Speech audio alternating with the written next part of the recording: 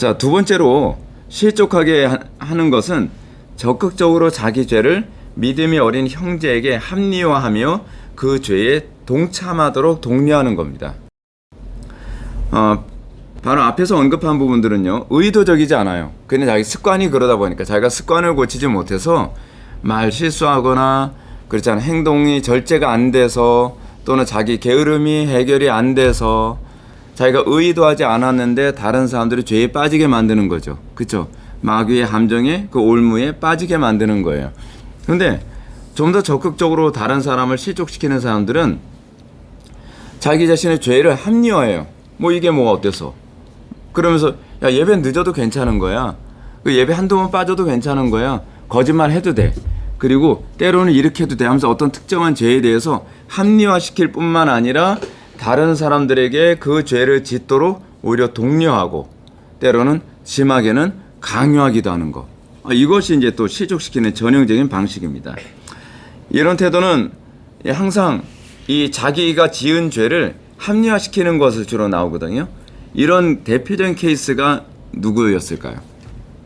하와예요. 하와. 그 뱀이 하와에게 선악을 알게 하는 남의 실과를 따먹게 만들었죠. 근데 따먹었으면 자기 혼자 배불리 먹고 끝냈으면 됐을 텐데, 그럼 인류의 비극이 그 죄가 거기서 더 번지지 않았을 텐데, 하와는 자기만 먹고 끝내지 않죠. 어떻게 해요? 자기 남편 아담에게도 선악을 알게 하는 남의 실과를 따먹게 만들어서 자기만 죽는 것이 아니라, 자기만 멸망하는 것이 아니라 자기 남편까지 다 멸망하게 만드는 거죠. 이게 죄의 속성 중에 하나예요.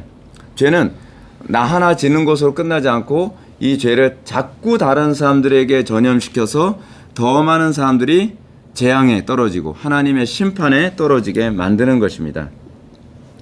이걸 이제 다른 말로 뭐라고 얘기하냐면 하와 신드롬이라고 그래요. 하와 신드롬. 학교 다닐 때 보게 되면 그래요. 담배 피는 애들이 자기 혼자 그냥 점잖게 담배 피우고 끝내질 않아요. 그렇죠? 꼭 다른 친구한테 담배를 꼭 가르쳐요. 네. 또 때로는 불러다가 협박하면서 가르쳐요. 담배 펴. 못 피겠는데요. 어유 죽으려고. 군대 가도 이제 그런 일이 굉장히 많이 있어요. 군대 가서도 이제 술 먹기 싫다는 사람한테 굳이 술 마시라 안 마시면 막 협박하고. 그렇죠? 이게 인간의 타락한 본성 중에 하나예요. 죄를 독려하거나 아니면 죄를 강요하거나 그렇게 해서 다른 사람들을 실족시키는 일들이 계속 생기죠. 그렇죠? 여러분들 그래서 친구들과의 관계 안에서도 봐서는 안 되는 동영상 막 보여주면서 야 이거 같이 보자 이거 되게 재밌다. 근데 막 나쁜 동영상이에요. 막 굉장히 잔악하고 막 불경건하고 그러면 이게 뭐예요? 이게 실족시키는 거죠. 우리가 내 영혼만 소중한 것이 아니라 다른 사람 영혼도 소중히 여기면서 우리가 그런 거 하나하나 행동을 어렸을 때서부터 굉장히 절제하고 신중하게 할 필요가 있습니다. 사도 바울은 이렇게 실족하게 하는 자들을 로마서 1장 22절을 통해서 이렇게 지적합니다. 그들이 이 같은 일을 행하는 자는 사형에 해당한다고 하나님께서 정하심을 알고도 자기들만 행할 뿐 아니라 또한 그런 일을 행하는 자들을 옳다 하느니라 라고 얘기해요.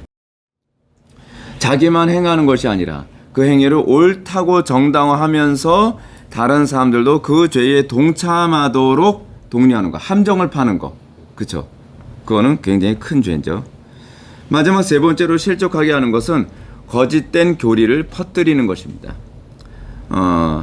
분명히 정통 가르침에 위배될 뿐만 아니라 이거 이단적 가르침이고 잘못된 가르침이라고 했는데도 몰래 자꾸 가르치는 사람이 있어요. 이게 신천지 같은 사람들이 이제 그런 사람들이죠. 그렇죠? 근데 신천지만 그런 게 아니에요.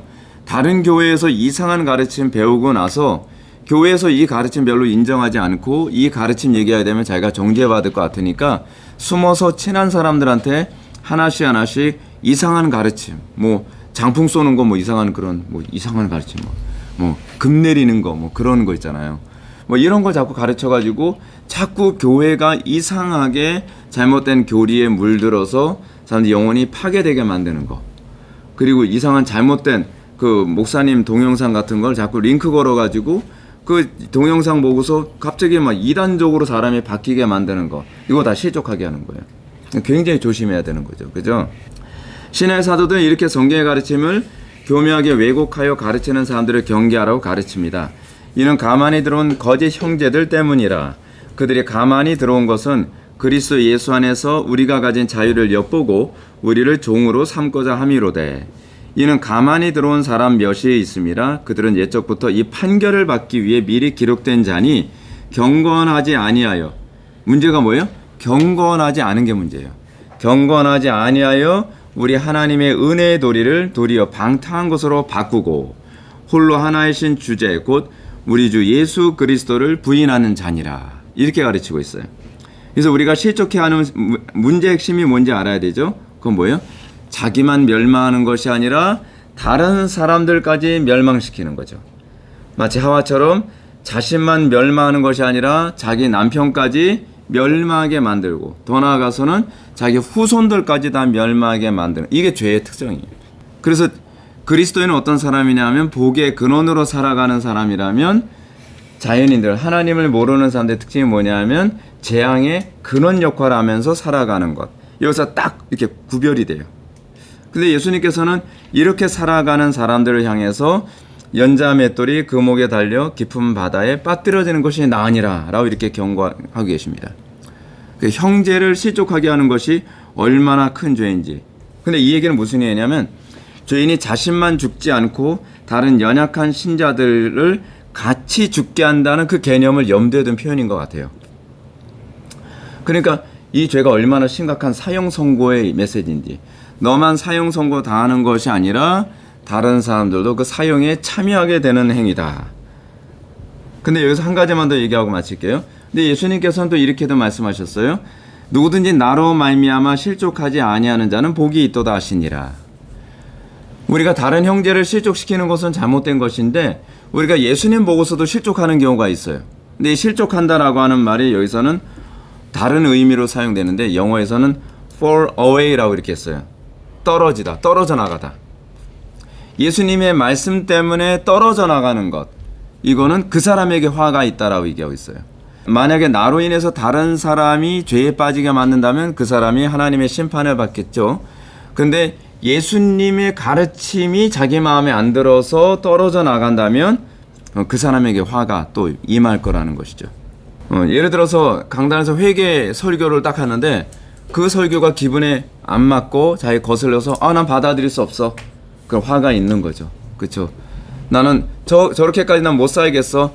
그러면 화가 있는 거예요.